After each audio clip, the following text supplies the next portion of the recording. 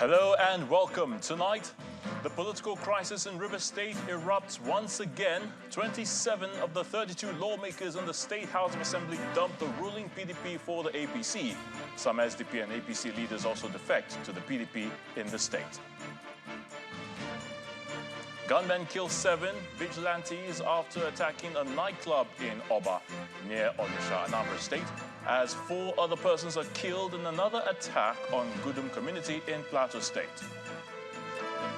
And draft of the final text at COP28 surfaces with what has been described as major gaps, deliberate omissions and unacceptable loopholes, hours from the conclusion of the climate summit in Dubai.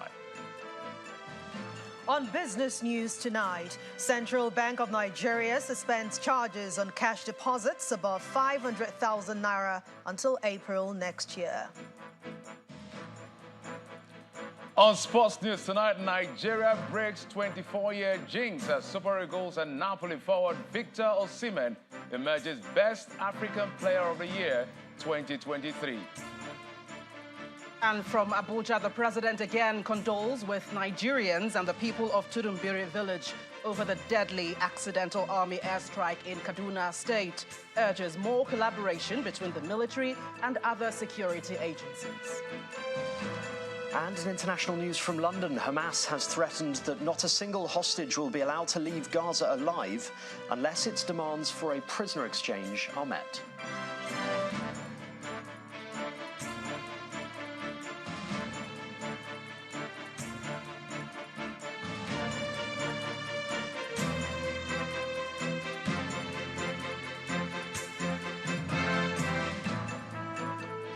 Rivers State is in the news again for reasons many may be familiar with.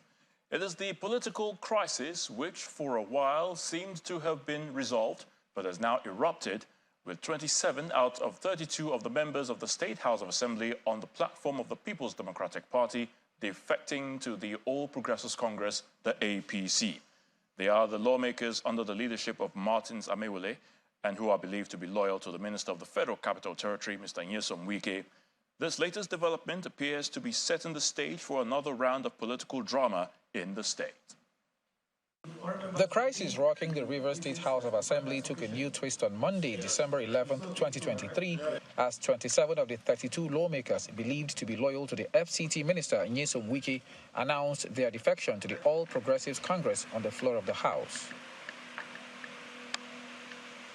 Martins Amewule, who is the Speaker of the group, begins the day's proceedings by reading out his own letter addressed to the Deputy Speaker of his group before going ahead to state the reason for the defection of 27 other lawmakers from his group.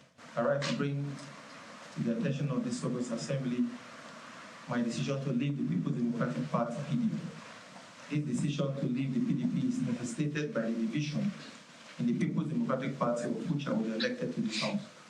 In particular, the tussle around who the National Secretary of the PDP is has now sharply divided the party and made it unclear as to who is the National Secretary of the party, thereby making it difficult for me to chart an appropriate communication channel.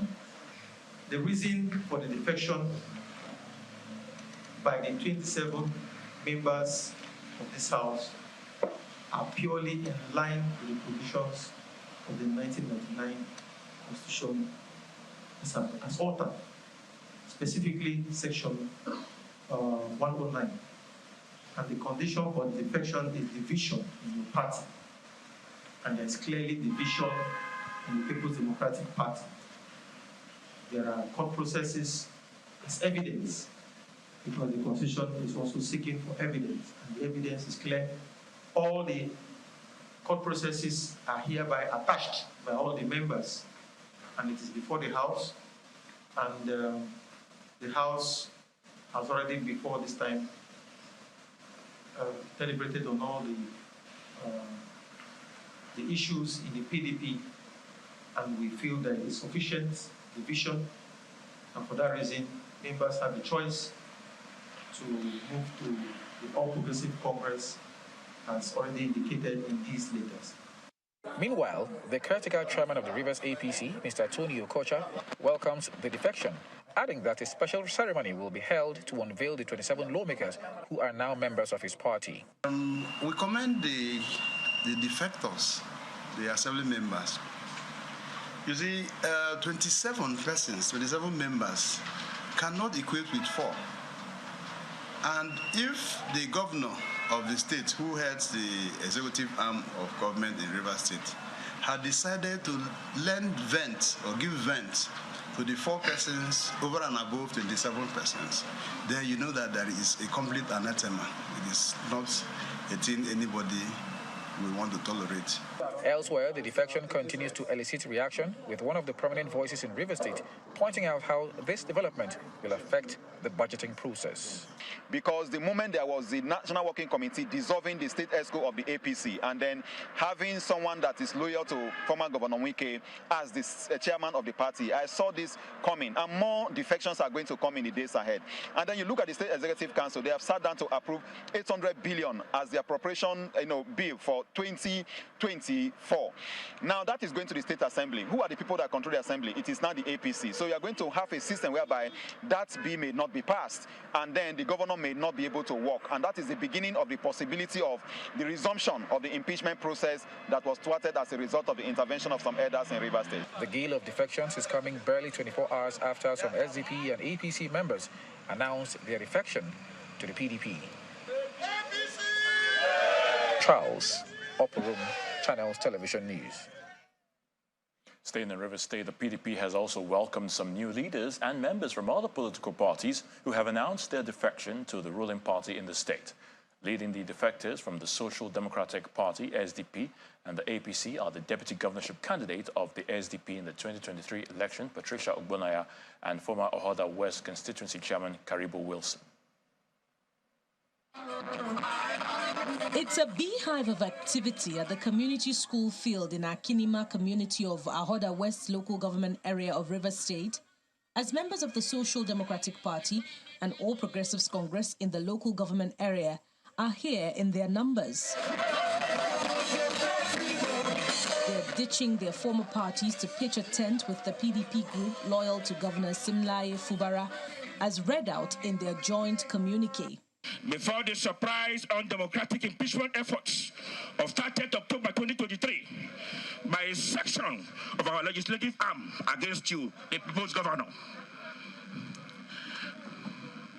This undemocratic act is and was highly resisted and condemned by the Rivers electorate, and we are in absolute solidarity with you. You kept asking, what offense have I committed to warrant my impeachment? And to this day, no answer has been provided. And we are still waiting endlessly because you haven't committed any offense that warrants impeachment. Leading both parties are deputy governorship candidate of the SDP, Patricia Ogbonnaya, and Karibo Wilson from the APC. About 10 leaders whispered to me that they want to join us. We are here to support the God-chosen governor of Rivers State, Simlaye Fubara. God has placed Fubara there, and that is why we are here. We are going to support him as the governor of Rivers State to deliver that mandate that God has given to him. Also in attendance are some members of the Edison Ehie-led group of state lawmakers. The member representing Ahoda West, Good Boy Sukari, who is standing in for the governor, alongside Oko Jumbo from Boni constituency, receive the defectors and present them with PDP-branded souvenirs.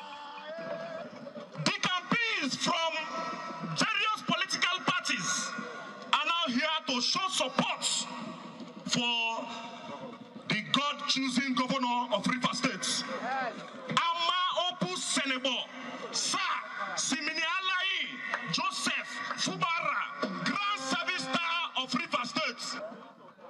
The Speaker of the 10th Assembly, Right Honorable Edison Ehie, he has said I should greet you and tell you that at the appropriate time, he will come to speak to his maternal people. He is Econo Ahoda West. As it stands, it's not yet clear if Senator Magnus Abe will be joining his running mate in the PDP.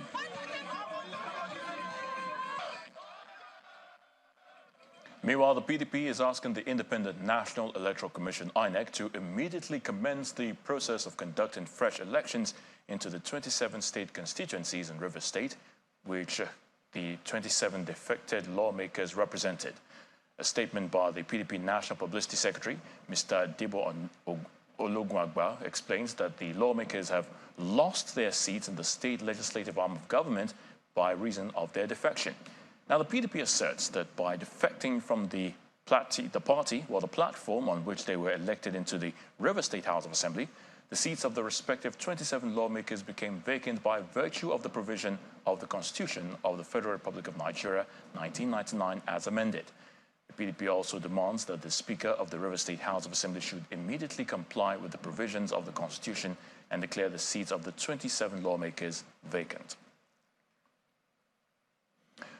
The River State House of Assembly has a long history of crisis. The latest started in October, producing 2 parallel speakers and houses.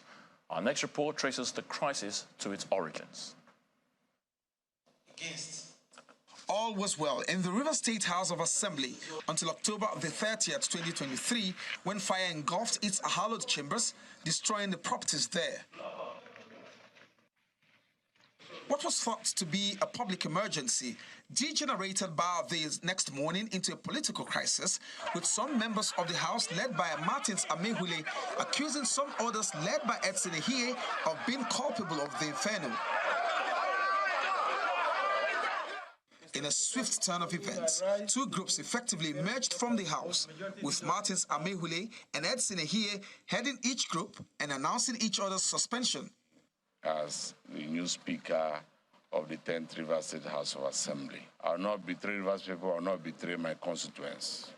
The Amehule group, believed to be loyal to the Minister of the Federal Capital Territory, Nyesom Wike, immediately began impeachment proceedings against Governor Similaye Fubara. Mr. Speaker, the reason for this motion is for inefficiency and ineffectiveness. Mr. Speaker, I so move. The governor's attempt to visit the assembly complex, in his words, to inspect the level of damage caused by the fire was initially met with stiff resistance by men of the Nigerian police force, raising concerns about their disposition in the matter. I'm calling on the security agencies. From what I've seen, yes, the security is even compromised. Yes. Yeah, exactly. Yes. They were shooting at me. They were shooting at me. This operation was shooting at me directly. Despite the intervention by the president and some elders, the political atmosphere in the state has remained tense, with supporters and sometimes the main actors still talking tough. Those who fought you, when you're struggling for the person to be in office, nobody does that. I'm not a political ingrate. I'm not. But don't touch the political structure of Rivers State. The fight is also dragged to the corridors of the judiciary, with the Edison's group accusing the Amehule's group of contempt of court for continuing to convene plenary in defiance of a state high court order. The Amehule group is, however, bragging of a federal high court order which permits them to sit. The high point of the crisis, however, came today, December 11th, when the Amehule-led assembly members, set to be 27 in number, defected from the People's Democratic Party to the All Progressives Congress.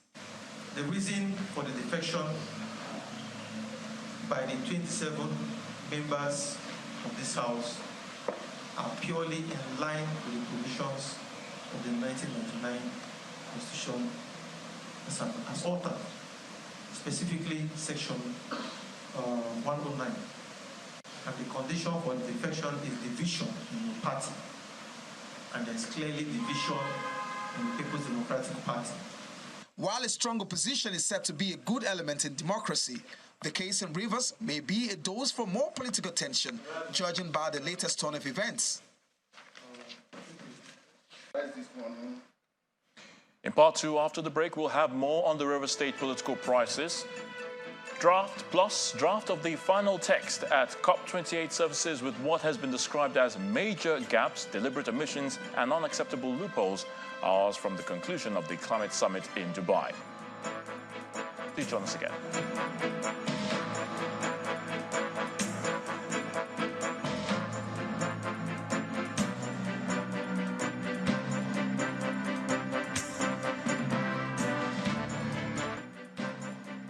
Welcome back. If you've just joined us, you're watching the news at 10, coming to you live on Channels Television Lagos. A reminder of our top stories.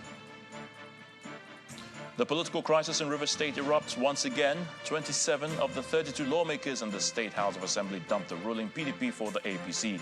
Some SDP and APC leaders also defect to the PDP in the state. Gunmen kill 7 vigilantes after attacking a nightclub in Oba, near Onitsha, Anambra State, as 4 other persons are killed in another attack on Gudum community in Plateau State. Draft of the final text at COP28 surfaces with what has been described as major gaps, deliberate omissions and unacceptable loopholes hours from the conclusion of the climate summit in Dubai. And Hamas has threatened that not a single hostage will be allowed to leave Gaza alive unless its demands for a prisoner exchange are met.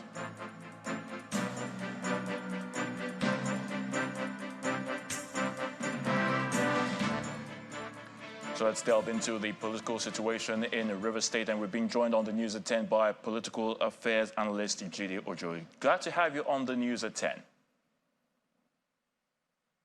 It's my pleasure. All right, so let me start by asking, how did you receive today's defection of 27 out of the 32 lawmakers in the Rivers State House of Assembly, dumping the PDP for the APC? For me, it came as a rude shock, but not entirely unexpected.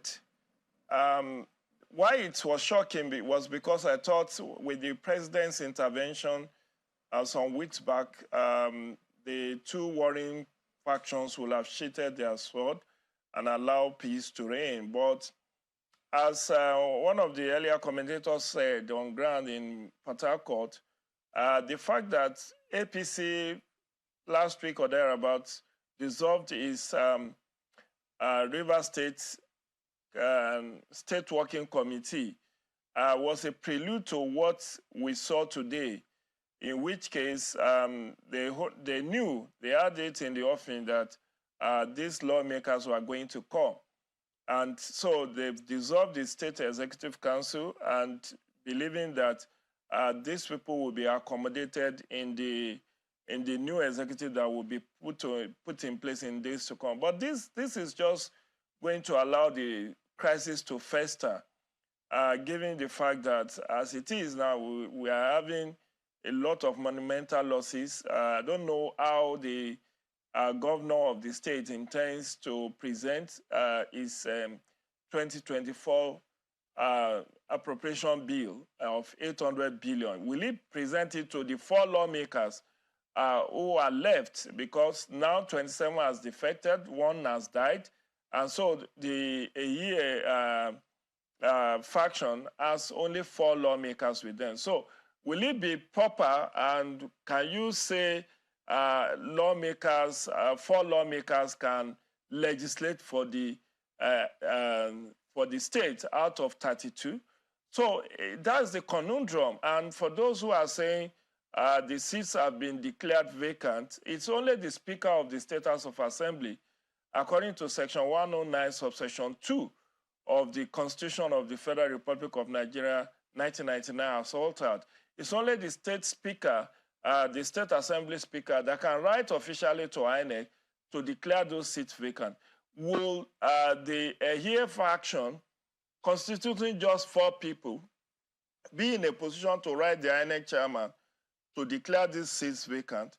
So it's thrown more questions than answers, but I think this is something that leaders of thought in Rivers State should mediate and allow sleeping dogs to lie. I mean, Nyesom Wike, the godfather of Rivers politics as of today, said the rift is as a result of the political structure that the governor wants to hijack.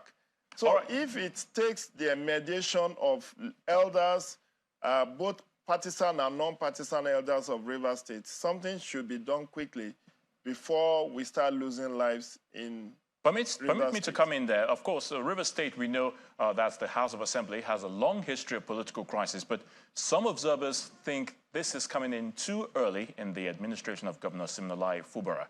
Do you think so? Do you share this thought? Very well. I mean, there's no two-way about it. This is an administration that is barely 6 months old, and you are already in a crisis situation like this. So it portends ill wind that blows no good for an administration in its infancy to have this kind of political crisis on its plate. Like I said, it's going to impact on governance. Already, the arson that took place on the State House of Assembly will cost perhaps billions of naira to fix. Recall that on the 30th of October, the dawn of 30th, the State House of Assembly was set on fire by unknown arsonists. So that is already an economic loss. And then you have scenario where there have been allegation of assassination attempt on the AIS group, the speaker of the four-member group. And we don't know what fallout will come in the days to come unless this is quickly checkmated. Then we now have the security agencies allegedly taking sides, and that is not good for the image of the Nigerian police. So the bottom line is that I will still make appeal to leaders of thought, both in APC and PDP, to quell this fire before it consumes lives. Yes, properties have been lost, time has been lost, but more importantly, it's impacting negatively on governance in the state. I will definitely have to leave it there. So it's too early in the day to have this kind of crisis on your hand. All right, Mr. Gideon, geopolitical affairs analyst, we thank you for your thoughts on the news at 10. My pleasure, always a pleasure. Have a great day. Hours away from the conclusion of COP28, the draft of the final text has surfaced with what some have described as major gaps, deliberate omissions, and even unacceptable loopholes. The draft suggested a range of options that countries could take to reduce greenhouse gas emissions, but omitted the phase-out of fossil fuels many nations have demanded. Our environment correspondent Ayola Kasim reports. Hearing no objections, it is so decided. It seems like ages ago when there was euphoria across the Dubai Expo City after countries approved the Loss and Damage Fund on the first day of the conference. After 12 days of talks, it is back to the bitter fight of getting polluters to pay and agreeing on what the world needs to reduce warming. There has been marathon negotiations on the world's use of carbon dioxide emitting coal, oil and gas, the main source of warming emissions. Fossil fuel has even made an appearance in the draft, but it was the need for an increase in financial flows to developing countries who are suffering from the impact of climate change the most that has gotten some agitated. COP28 generated a paltry $156 million in pledges for adaptation finance. And this is compared to the billions of dollars pledged for mitigation-centric initiatives. And this falls short of the pledges made in Glasgow to double adaptation finance to $40 billion annually. It has become evident that developed countries are using delaying tactics to avoid fulfilling their commitment to provide the necessary climate funds for effective adaptation action. A good deal on the global goal on adaptation will also provide a support for poor countries to develop without polluting the world like rich countries. We will not solve the problems of equity in relation to climate only with climate finance. That is the reason why I've been advocating for reforms in international financial architecture, for effective debt relief mechanisms, and for, as I mentioned today, the change, the increase of capital and the change in business model of international multilateral banks in order to make sure that much more resources are available for developing countries in order not only to meet their objectives in climate action, mitigation, adaptation, but also to address the dramatic financial situation in which many of them are.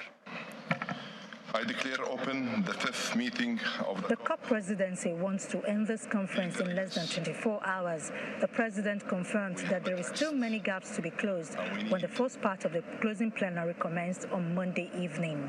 Esteemed delegates, yes, we have made progress, but we still have a lot to do. You know what remains to be agreed, and you know that I want you to deliver the highest ambition on all items, including on fossil fuel language. The new draft is set the stage for the next round of negotiations when contentious issues will be discussed. Many fear this may force an extension, but at the end of the day, everyone left here just want a good deal that is good for man and planet. From the venue of COP28 in Dubai, Ayola Kasim, Channels Television News. Back home, Anambra State Police Command has confirmed the killing of 7 operatives of a local vigilante who have been reportedly killed in a nightclub in Oba, Idemili, South Local Government area of the state. The spokesperson of the State Police Command, DSP Tochukwu Ikenga, told Channels Television that the police were alerted about the attack and they quickly moved to the scene, but that was after the gunmen had already fled. He said the police recovered the bodies of the vigilante operatives at the nightclub where others sustained various degrees of injury. State Ikenga also announced full deployment of security operatives to Oba, stating that surveillance operation had been ongoing, but no arrests had been made. Oba, a growing town in Anambra, is close to the commercial city of Onitsha with a burgeoning nightlife. Still talking security, 4 persons have been reportedly killed by assailants in Gudum community of Mango local government area of Plateau State. It was gathered that the target of the attackers, which occurred last night, was the ward head of the village, whose residence was set ablaze, with his wife and children held hostage while he escaped from the scene. However, the intervention of the personnel of Operation Safe Haven following a distress call forced the assailants to flee from the scene after killing 4 persons, all of them males. Governor Caleb Muftwang, in a statement by the Director of Press and Public Affairs, Gyang Bear, condemned the attack and directed security agencies to apprehend the perpetrators to face the full wrath of the law. In another crime matter, this time in Cross River State, where the police command has confirmed the abduction of the traditional ruler Etienne Morris Edet in Akwabuyo local government area. The police spokesperson in the state, SP Irene Ugbo, told Channels Television that the incident occurred on Sunday night when gunmen invaded his residence in the council area and whisked him away after killing his aide. Now let's head to the nation's capital, where Gloria Umezoke is standing by to give us the very latest from our Abuja studios. Great to see you again, Gloria. Over to you. Thank you, Ayo. Here in Abuja, the president says he is committed to providing the necessary resources and training for the Nigerian armed forces to effectively address and combat terrorism, banditry, and other criminal activities across the 6 geopolitical zones, also emphasizing the importance of collaboration between the military and other security agencies. President Bola Tinubu said that this synergy can safeguard the nation's territorial integrity and foster sustained peace for economic growth. The president made the commitment during the 2023 Chief of Army Staff Annual Conference in Maiduguri, the Borno state capital. I'm glad to hear you are happy. Are you motivated?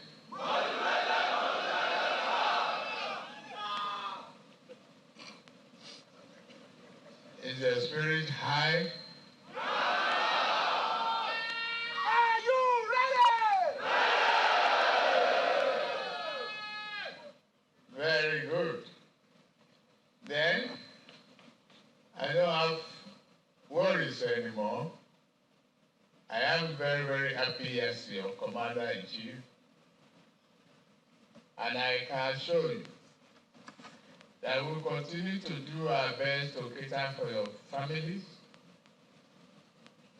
And all the welfare program has promised to you will be taken care of.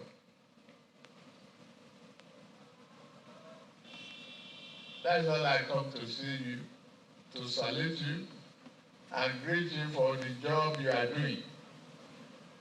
You are doing a very, very good job. And this country will never forget you. We thank all of you. You get that? Yes, happy? Thank you very much. God bless you all. God bless Nigeria. But still to come on the news at 10, central bank suspends charges on cash deposits above 500,000 naira until April next year. But that's some business news. Do join us again.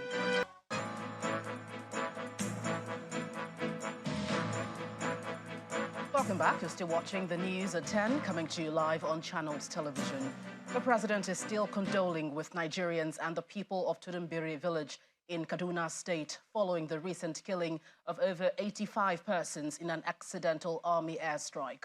President Bola Tinubu expressed his condolences in Maiduguri at the palace of the Shehu of Borno, Alhaji Abubakar El-Kanemi, where he prayed God to comfort the victims' relatives in this moment of tragedy.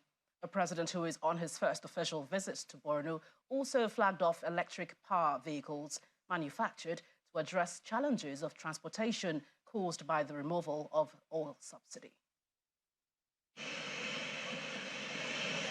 President Tinubu arrives at Sadiq Abubakar wing of the Nigerian Air Force Base, Maiduguri, accompanied by the Minister of Defense, the National Security Advisor, among others. He's welcomed by the Borno State Governor, governors of Taraba, Adamawa, and the deputy governors of Yobe and Gombe states.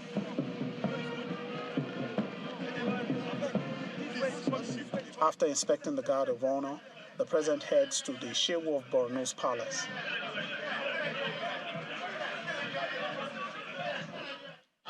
Welcoming the president, the Shehu and the governor appealed to him for more infrastructure in the state. It's visit to Borno State within 6 months of its administration. It's an indication that he has the commitment, zeal, and courage to bring lasting peace and stability to the state. The revival of the Lake Chad Commission to enhance food production that will also create job opportunities. 2. Construction and reconstruction of federal roads, particularly Maiduguri to Monguno, Oka to Bagajan to Manpatori, Bama to Banki. President Bola Tinubu starts his response with a condolence message to the nation over the Tudumbiri incident. My purpose is to condole the entire country through the army on the loss of life in Kaduna. Is tragic. But as people of faith and the people who believe in this country, and importantly, faith, death through Maluk Nabi, and the separation of God, Shahada. He also responds to the requests placed before him. I don't believe classification of federal road, and the road belongs to all of us.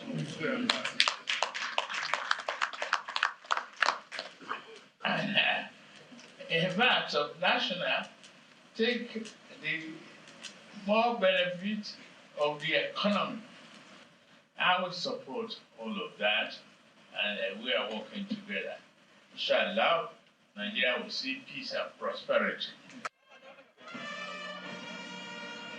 The president then commissioned 107 units of electric vehicles acquired by the state government as part of palliatives to address the transportation challenges in the state. Well, that's it from the nation's capital. It's back to you, Ayo. Thank you so much, Gloria. To company news, car importer Michelin Motors has treated its partners and customers to a night of fun and entertainment with the launch of 2 cars into the Nigerian market, while also celebrating its 1-year partnership with Changan Motors at its showroom in Lagos. According to the managing director, Michelin Motors, Mr. Ralph Haidar, this partnership solidifies Changan Autos as Michelin Motors' latest exclusive brand partner, fostering a union built on innovation, excellence, and a shared vision for the future. It's a gala night hosted by Michelin Motors to solidify and celebrate their partnership with Chinese automaker Changan Motors. gathered at the Michelin Motors showroom in Lagos as celebrities, customers, socialites to get a taste of what Michelin Motors has in store. The latest products are unveiled, starting with the elusive Shangan Unit T, as Shangan Motors joins the league of luxury car makers ready to compete with the likes of Bentley, Rolls-Royce and others. The car makes its way down the runway alone.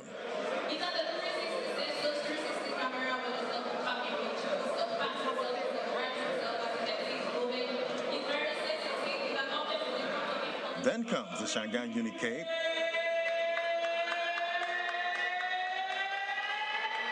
Understand our African market. As you know, most of you here, you are banker, you understand our challenges to deal with foreign company. But really, we find out Shangan is the brand we can rely on and we can trust.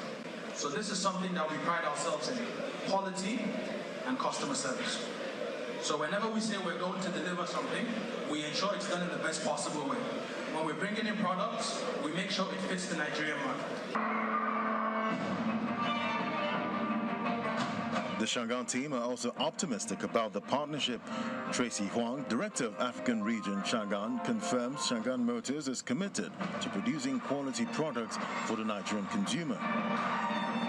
Rolf Hader, Managing Director of Michelin Motors, identifies reasons for marking the one-year anniversary of the Michelin Motors Shangan partnership. We decided to use the one-year anniversary of partnership with Shangan to celebrate three actual achievements that we made. First of all, it's the first year working with Shangan, being the fastest growing automotive company in Nigeria because of Shangan and Mikano partnership, and being the #1 car importer group into Nigeria. The Michelin Motors team believes this partnership with Shangan Motors fits into their plans to expand operations to other West African countries, providing quality products and services. Crown Flour Mill, a subsidiary of Olam Agri, has held a gala night to honor its key distributors in the southern part of Nigeria. The event also showcased Crown Flour Mill's latest addition to its culinary repertoire, adding a flavorful twist to the evening.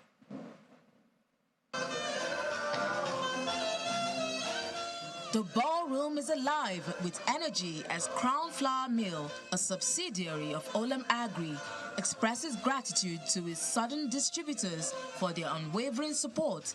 It's a night of appreciation, glitz, and glamour.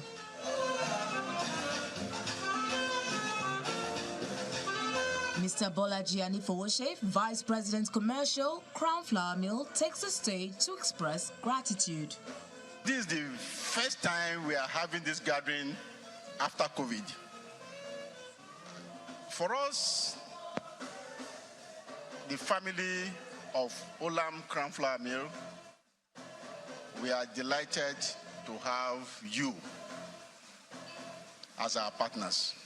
Mr. Anifowoshe speaks on how the company has survived despite the economic challenges. It's been a mixture of the good, the bad, and the ugly.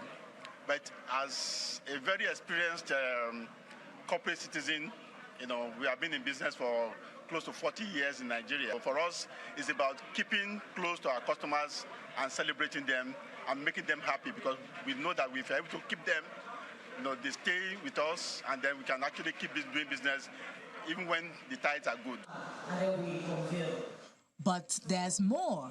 Crown Flour Mill unveils Mama's Pride Pasta, a delicious addition to its portfolio, elevating the evening from grand to groundbreaking.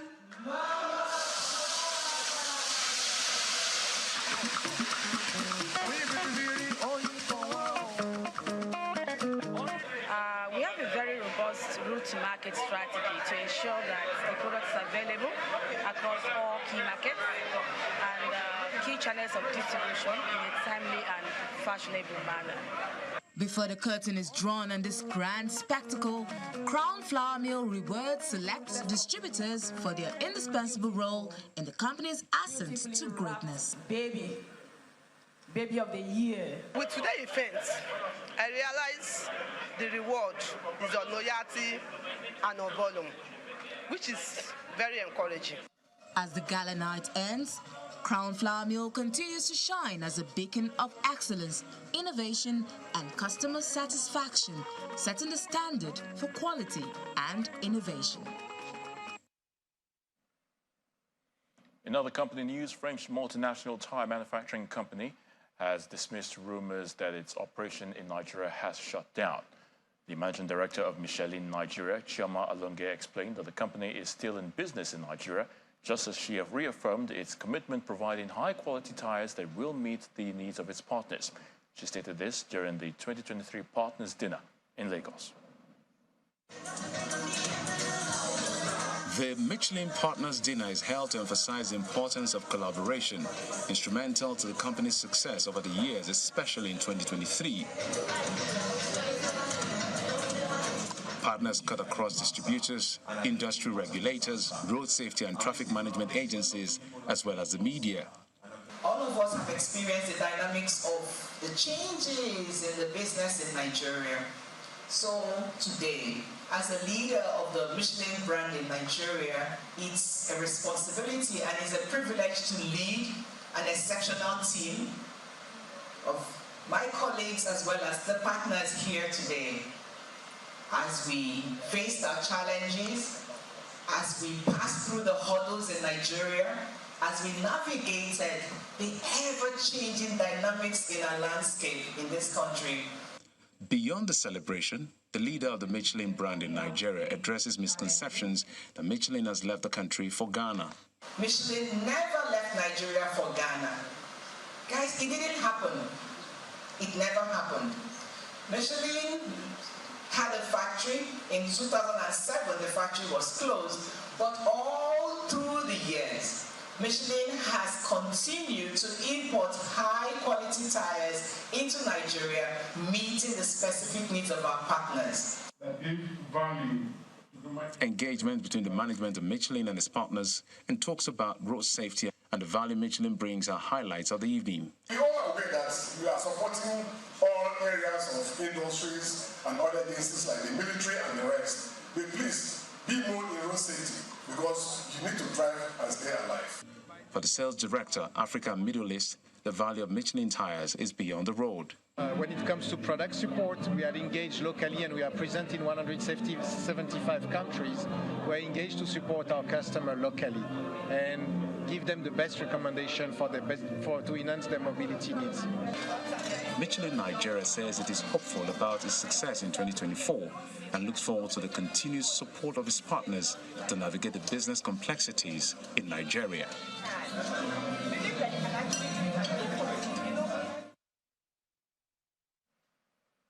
It's now time for some business news with Anne Waldo. Anne?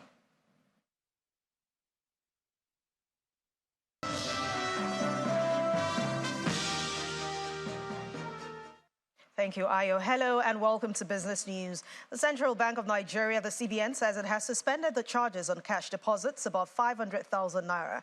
The CBN made this known today in a statement signed by its acting director of supervision, Mr. Adetono Adedeji. In 2019, the CBN had effected a 3% charge for withdrawals and 2% charge for deposits of amounts above 500,000 naira. For individual account holders. While corporate accounts were charged 5%. According to the Apex Bank, this suspension will remain until April the 30th, 2024. We head to the stock market now, where trading began the week. Laddie Williams has the details.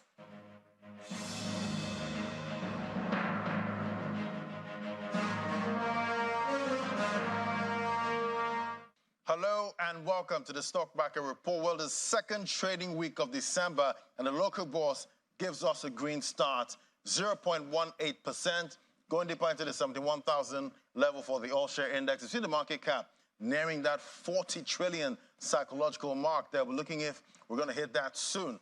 Let's look at the sectoral performance now. We'll see the banking counter, financial services taking a shine, 1.59%. Consumer goods marginal gain 0.03%. Oil and gas starting that unchanged trend again. And let's see why The banking counter is up 1.59%. Take a look at the tier 1 banks there. FBNH down 1.89%. But we see the gains from UBA, GTCO, and the Zenith Bank there, 1.43%, countering the losses with FBNH and Access Corp. There's a positive sentiment with 27 gainers against 23 decliners. Well, 4 more trading sessions to go this week. That's it from me on the Stock Market Report. I'm Ladi Williams.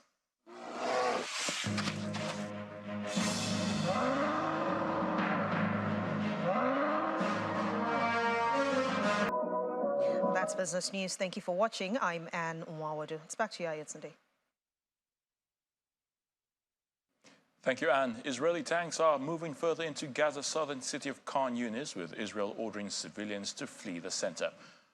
A hospital director in the city says staff are struggling to cope with the volume of casualties, and medical supplies, food, water and fuel are running low. Intense airstrikes have been seen in northern Gaza as Palestinian rocket fire targets southern and central Israel. Here's Simon Pusey with other international stories in around the world and far. Good evening and welcome to the channel's studios here in London with your international news around the world in 5. Hamas has threatened that not a single hostage will be allowed to leave Gaza alive unless its demands for a prisoner exchange are met. But Israel's Prime Minister Benjamin Netanyahu says dozens of Hamas militants have surrendered, and he described the situation as being the beginning of the end for the group. Israel has ordered civilians to flee the center of Khan Yunis, with an official saying he doesn't want civilians caught up in the difficult fighting there. Key mediator Qatar says the chances of a new ceasefire between Israel and Hamas are narrowing, but has vowed to keep up pressure on both sides. Ukraine's Foreign Minister Dmytro Kuleba has said it would be devastating for Kyiv and the European Union if EU leaders do not give his country the green light for membership talks at a summit this week.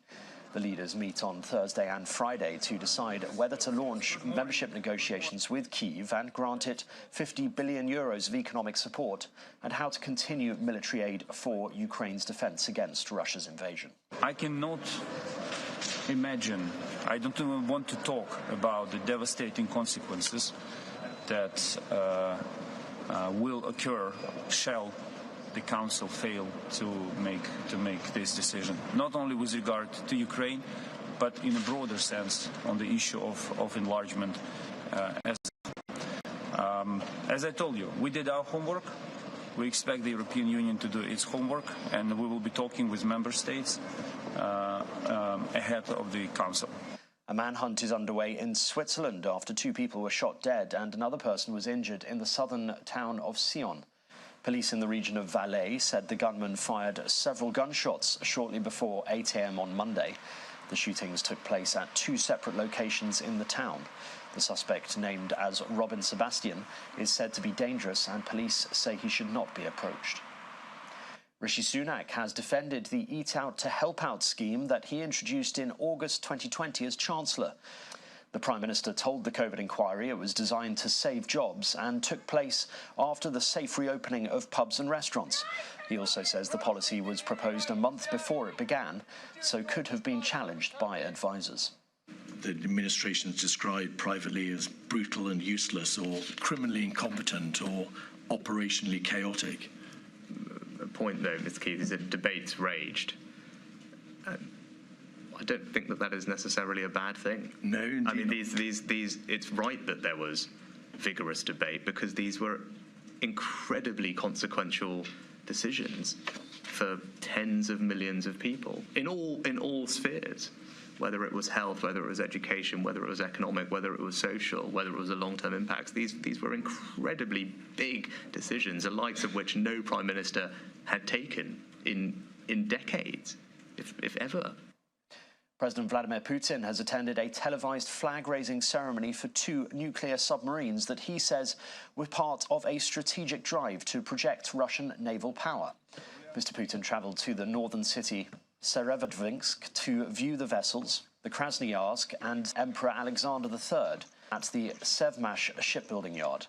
Mr. Putin said both nuclear-powered vessels would soon take up duty in the Pacific, emphasising that they were part of 2 separate series of submarines that Russia is rolling out.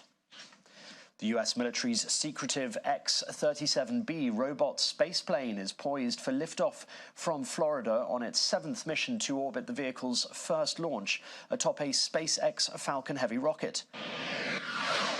The Falcon Heavy, composed of 3 reusable rocket cores strapped together, is due for blastoff from NASA's Kennedy Space Center at Cape Canaveral during a 10-minute nighttime launch window. The Defense Department has disclosed a few details about the mission. The Boeing-built X-37B is roughly the size of a small bus and resembles a miniature space shuttlecraft. And a large whale has been seen swimming in shallow waters close to a beach in Perth in Australia. Drone video showed the moment about a dozen swimmers at Port Beach swam up to the aquatic mammal and touched it. People who saw the giant mammal said they were concerned for the whale's health and safety due to its unusual proximity to the beach. According to local media reports, the whale swam away to deeper waters after about 1 hour. And that's your international news around the world in 5. Now back to the channel's studios. Thanks, Simon. I'm back here in our sports center. All eyes was on Marrakesh tonight, and that's because for us, it's been 24 years of waiting just to lay hands on CAF's individual top prize, and now it's official. Super Eagles forward Victor Osimhen is the African Player of the Year at the Confederation of African Football Award ceremony held in Morocco. Osimhen edged Egypt forward Mohamed Salah and Morocco defender Ashraf Hakimi to win the prize. The last time Nigeria won this was in 1999. That was Kanu Nwankwo.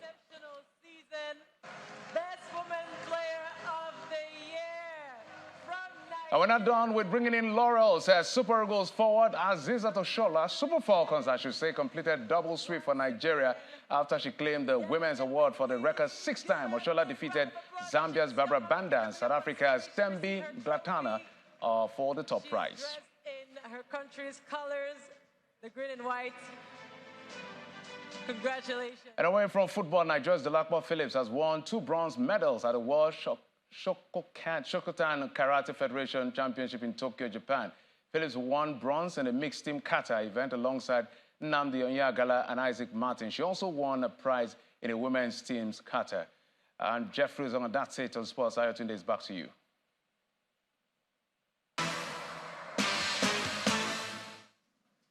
Many thanks, Jeffrey. And the main news again.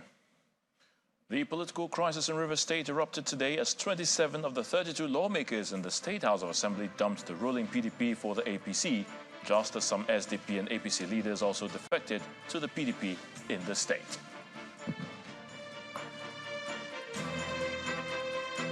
That's the news at 10 tonight. Many thanks for watching. I'm Ayotunde Balogun. Do have a good night and stay safe.